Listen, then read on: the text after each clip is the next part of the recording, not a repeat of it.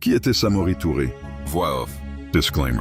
Cette vidéo est réalisée uniquement dans un but éducatif, culturel et informatif. Elle a pour objectif de partager des connaissances historiques et de rendre hommage aux personnalités comme Samori Touré qui ont marqué notre histoire.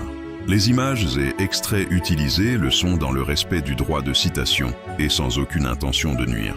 Son enfance et sa jeunesse. Samori Touré naquit vers 1830 à Maniambala-Dougou, dans l'actuelle Guinée. Issu du peuple mandingue, il grandit dans un environnement marqué par les traditions et les échanges commerciaux. Très jeune, son destin bascula. Sa mère fut capturée par une armée rivale. Pour la sauver, Samori accepta de servir dans cette armée. C'est là qu'il apprit l'art de la guerre, la discipline militaire et la stratégie.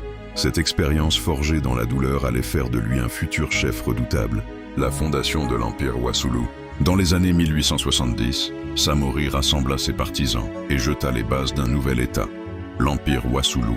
Cet empire s'étendait sur un vaste territoire couvrant une partie de la Guinée, du Mali, de la Côte d'Ivoire et de la Sierra Leone.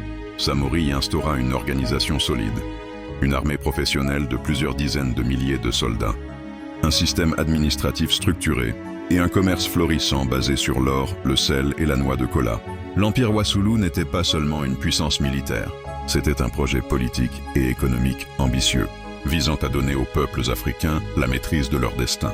Avant de continuer, souvenez-vous, une histoire ne survit que lorsqu'elle est partagée. Votre soutien est essentiel pour faire vivre cette mémoire de Samori Touré. Alors abonnez-vous, partagez cette vidéo et ensemble, faisons briller la lumière du savoir à travers l'Afrique et le monde. Découvrez aussi d'autres grandes figures de l'Afrique et du monde sur notre page. Le stratège et la résistance face aux Français. Avec l'avancée coloniale française en Afrique de l'Ouest, l'affrontement devint inévitable. Dès 1882, Samori Touré entra en guerre contre l'armée française. Ses forces étaient bien organisées. Il adopta des tactiques modernes, équipa ses troupes de fusils importés et forma une cavalerie mobile redoutable. Ses soldats, appelés les Sofa, appliquaient des méthodes de guérilla qui surprirent les colons. Pendant plus de 15 ans, Samori résista avec une ténacité incroyable. Chaque village, chaque bataille, chaque négociation diplomatique témoignait de sa détermination. Il déplaça même la capitale de son empire à plusieurs reprises pour éviter d'être encerclé. Diplomate et visionnaire, Samori Touré n'était pas seulement un chef militaire. Il comprenait aussi l'importance de la diplomatie et du commerce international. Il établit des relations avec les Britanniques en Sierra Leone et chercha à obtenir des armes modernes par le biais des routes transsahariennes.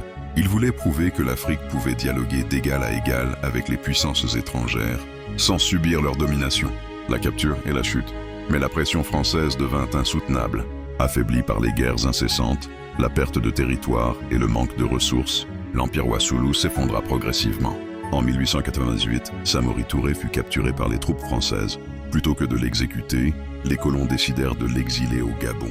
C'est là qu'il s'éteignit, 2 ans plus tard, en 1900, loin de sa terre natale, son héritage et sa mémoire.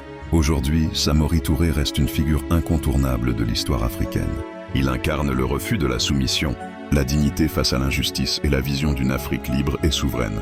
Son courage inspira de nombreux mouvements de libération bien après sa mort. Et son héritage perdure encore, en Guinée, en Côte d'Ivoire, au Mali et à travers tout le continent. Son nom est associé à la fierté et à la résistance. En conclusion, l'histoire de Samori Touré nous rappelle qu'un seul homme, armé de détermination et de courage, peut marquer à jamais la mémoire des peuples. Un combattant, un bâtisseur, un visionnaire, un héros panafricain dont la flamme continue d'éclairer le chemin vers la liberté. Des célébrations officielles et populaires sont organisées régulièrement pour rappeler son rôle dans la résistance. Dans la musique, la poésie et la culture orale, Samori est souvent cité comme un exemple de bravoure et de dignité. Merci d'avoir voyagé avec nous à travers l'histoire de Samori Touré.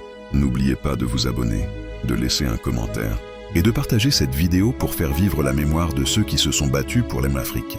Ensemble, faisons résonner ces voix à travers l'histoire et les générations futures.